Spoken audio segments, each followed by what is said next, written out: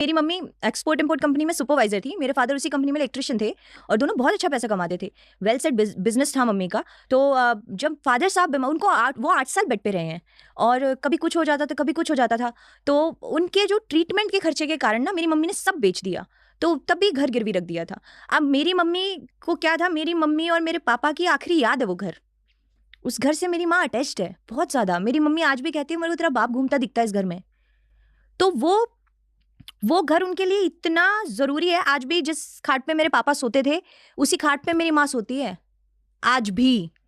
मेरी mummy bed use नहीं करती, मेरी माँ खाट पे ही सोती है क्योंकि मेरे पापा उस खाट पे सोते थे और वही घर में रहती है। हम चाहे फ्लैट में शिफ्ट हो गए हों, मेरी मम्मी ने वो घर आज भी नहीं छोड़ा और मैं भी आज भी जाती हूँ तो मुझे उसी घर में सुकून मिलता है। मुझे ऐसा लगता है यार ये अपना ही है।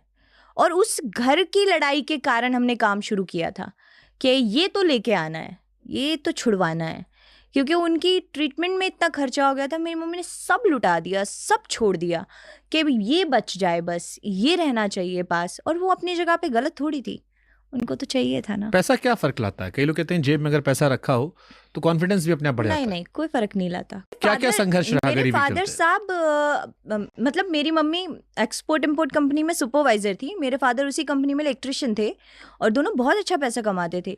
वेल सेट बिजनेस था मम्मी का।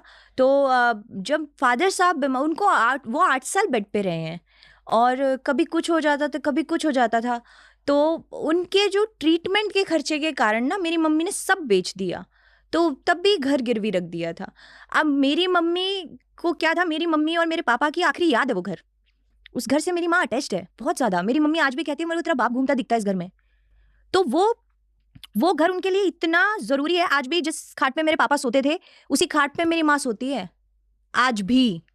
मेरी मम्मी बेड यूज़ नहीं करती, मेरी माँ खाट पे ही सोती है क्योंकि मेरे पापा उस खाट पे सोते थे और वही घर में रहती है। हम चाहे फ्लैट में शिफ्ट हो गए हों, मेरी मम्मी ने वो घर आज भी नहीं छोड़ा और मैं भी आज भी जाती हूँ तो मुझे उसी घर में सुकून मिलता है। मुझे ऐसा लगता है यार ये अपना ही है।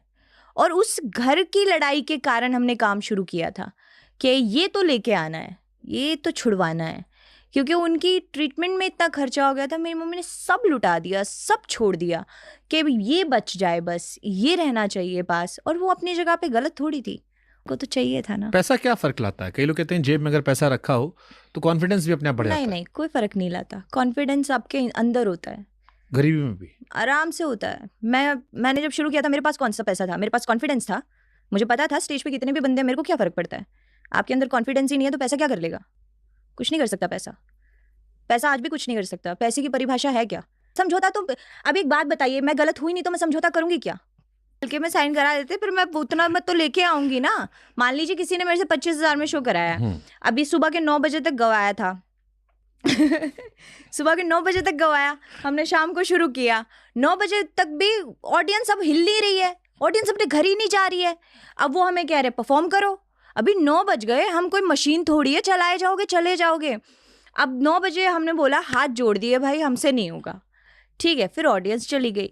अब वो बंदे यूँ बोलते हैं कि हमने तो बोला था आप और परफॉर्म करो, हमारी तो बात 25,000 में हुई थी, 15,000 ले जाओ।